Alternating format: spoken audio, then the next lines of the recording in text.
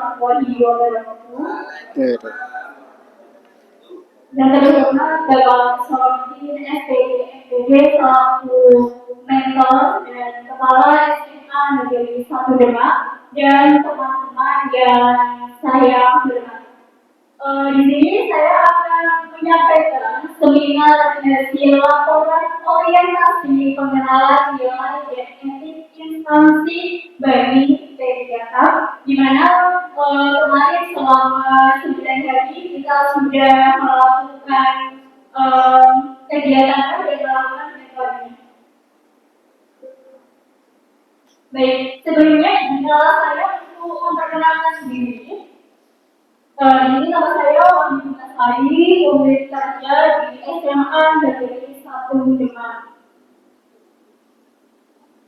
Baik, kita sebagai guru merupakan bagian ASN atau aparatur sipil negara yang memiliki peran strategis dalam membentuk karakter generasi bangsa melalui dunia pendidikan.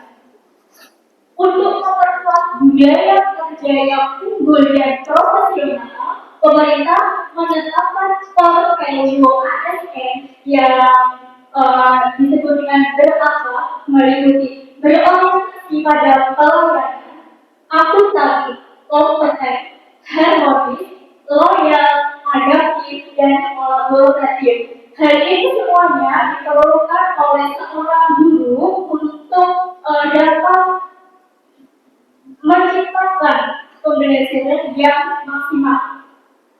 Nah, penerapan nilai-nilai ini menjadi sangat penting sekali bagi guru, tidak hanya menguasai pedagogi dan emosionalitas saja, tetapi juga memiliki etika kerja, integritas, dan semangat pelayanan yang tinggi.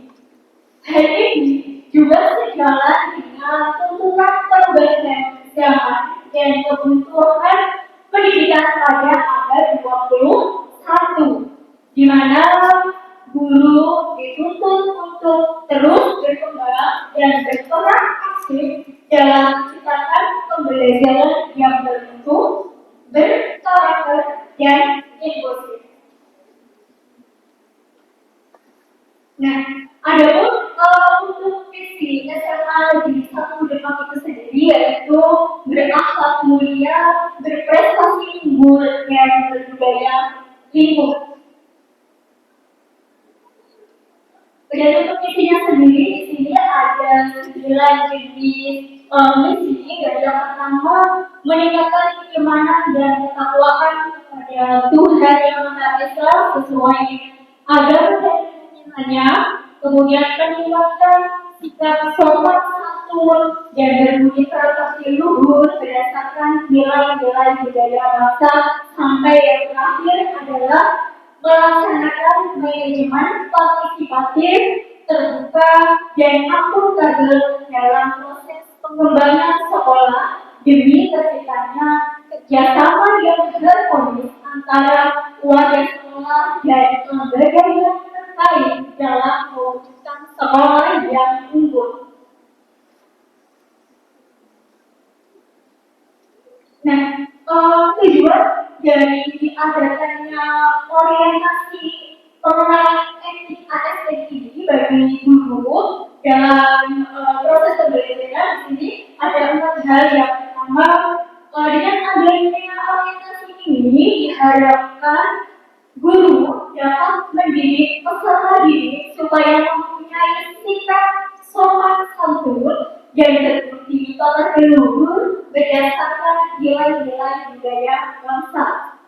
Yang kedua, melaksanakan proses pembelajaran dan bimbingan pasri dengan menerapkan pendekatan pembelajaran dalam yang berisi pada berkesadaran, bermakna, dan mengembirakan, memaksimalkan dan memanfaatkan teknologi informasi supaya peserta didik tentunya dapat berkembang secara optimal sesuai bakat yang dimiliki. Kemudian yang ketiga, mengembangkan potensi peserta didik untuk meraih prestasi di dengan baik di bidang akademik maupun non-akademik. Dan yang terakhir adalah mengembangkan sekolah demi terciptanya kerjasama yang harmonis antara warga sekolah dan lembaga yang terkait dalam mewujudkan sekolah yang unggul. Oke, kita mendengar. Di sini ada 3 jenis RHK yang saya buat dalam 1 tahun itu. Yang pertama, eh, terlaksananya praktik pembelajaran melalui observasi praktik kerja yang disepakati bersama kepala sekolah. Di sini ada kualitas dan waktunya. Jadi yang pertama dulu kuantitas. Di sini ada 1 buah dokumen, yaitu berupa laporan hasil observasi. Kemudian untuk presentasi sesuai kegiatan pengembangan kompetensinya, kualitasnya 100% dan jangka waktunya adalah selama 12 bulan. Ada kegiatan ketahanannya yaitu meliputi perencanaan pembelajaran, kemudian pelaksanaan pembelajaran, dan yang terakhir adalah evaluasi pembelajaran. Dan kaitannya dengan nilai ASN yang sudah kita katakan tadi di awal, yang pertama kita membuat dulu perencanaan praktik pembelajaran. Di mana di sini saya menyusun rencana pembelajaran praktik dengan penuh tanggung jawab. Di mana tanggung jawab itu sesuai dengan kebutuhan peserta didik. Dan saya lakukan sesuai dengan keahlian di bidang saya. Kemudian yang kedua, setelah saya melakukan perencanaan, saya melakukan pelaksanaan praktik pembelajaran. Dalam hal ini saya dalam pembelajaran praktik pembelajaran melakukan dengan penuh tanggung jawab, dilakukan sesuai dengan keahlian yaitu bidang kompeten dan melakukan evaluasi program bersama atasan maupun wakil guru. Yang terakhir adalah evaluasi praktik pembelajaran. Setelah melakukan praktik ini, saya melakukan evaluasi yaitu bersama mentor atau wakil kurikulum mengenai pembelajaran yang saya berikan kepada peserta didik. Kemudian saya juga menerima saran dan kritik dari berbagai pihak ya untuk meningkatkan pembelajaran saya pada berikutnya. Ini merupakan harmonis dan kolaboratif.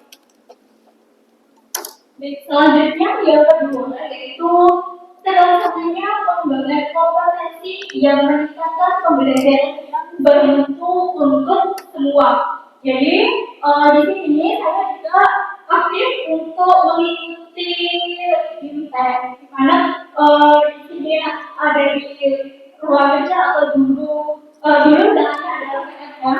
Selain itu kalau di SMA Negeri 1 Demak ini sendiri ada yang namanya komunitas belajar Krisna. Nah di situ kita saling belajar bareng mengenai kurikulum terbaru maupun hal-hal lain yang perlu kita pelajari bersama. Nah dalam 1 tahun ini jumlah kegiatan diplomatnya yang saya tuliskan itu hanyalah 1 dokumen. Kualitasnya 100% dan waktunya adalah 12 bulan. Kemudian dalam mengikuti pengembangan kompetensi ini, saya melakukan diklat dan evaluasi. Kemudian untuk penerapan nilai-nilai dan akhlaknya, saya di sini fokus pada akuntabilitas. Jadi ini sebenarnya masih ada 1 lagi, tapi karena waktunya terbatas langsung kesimpulan. Dari pelaksanaan orientasi ini diharapkan menjadikan ASN yang berakhlak yang dapat meningkatkan kualitas pendidikan, khususnya di SMA Negeri 1 Demak. Kegiatan orientasi pengenalan siswa dan kreatisasi bagi TTDK memberikan kesempatan bagi ASN untuk melakukan pengenalan terhadap nilai dan etika serta tugas pokok dan fungsi ASN. Baik, demikian ya. Ini ke baik, terima kasih. Selanjutnya adalah sesi tanya jawab. Silakan Bapak Ibu kalau tidak ada pertanyaan.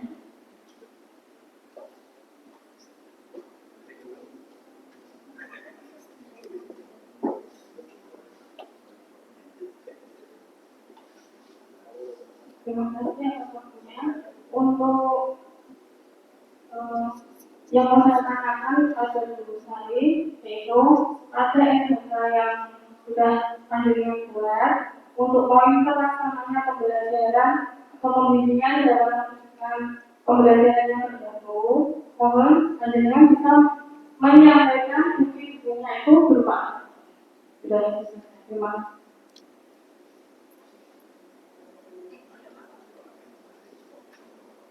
Baik, terima kasih atas pertanyaannya. Di sini saya lebih merinci mungkin ini yang dimaksud bukti dukung laporan observasi dari satu dokumennya itu berupa apa saja. Nah, dalam pembuatan terhadap pembelajaran di situ tentunya dari pusat kemudian itu sudah ada yang namanya capaian pembelajaran. Kemudian kita breakdown menjadi ATP atau tujuan pembelajaran, baru kita nanti menyusun yang namanya modul ajar. Ya, jadi setelah modul ajar dalam awal tahun ajaran baru biasanya kita membuat juga yang namanya silabus, kota, promes, kemudian LKBD dan menentukan metode apa yang mau kita gunakan untuk pembelajaran itu sendiri. Baik, saya cukupkan sampai di sini. Kurang lebihnya saya mohon maaf. Wassalamualaikum warahmatullahi wabarakatuh. Berikutnya untuk Ibu Wahyu Bungasari, secara umum ini bagus juga. Topik dibuat lebih fokus untuk hal yang bisa dilakukan guru. Karena tadi saya melihat ada porsi yang itu dilakukan oleh kepala sekolah itu. Mengadakan pengembangan kompetensi guru, itu kan porsi pimpinan lembaga satuan pendidikan. Itu. Ya kadang tumpang tindih ya. Kalau guru apa ya? Kalau guru menyangkut diri atau kelompok di MGMP. Kemudian untuk PPT cukup bagus, variatif, dan penyampaian juga cukup bagus. Diksi dan tempo enak diikuti, mudah dipahami.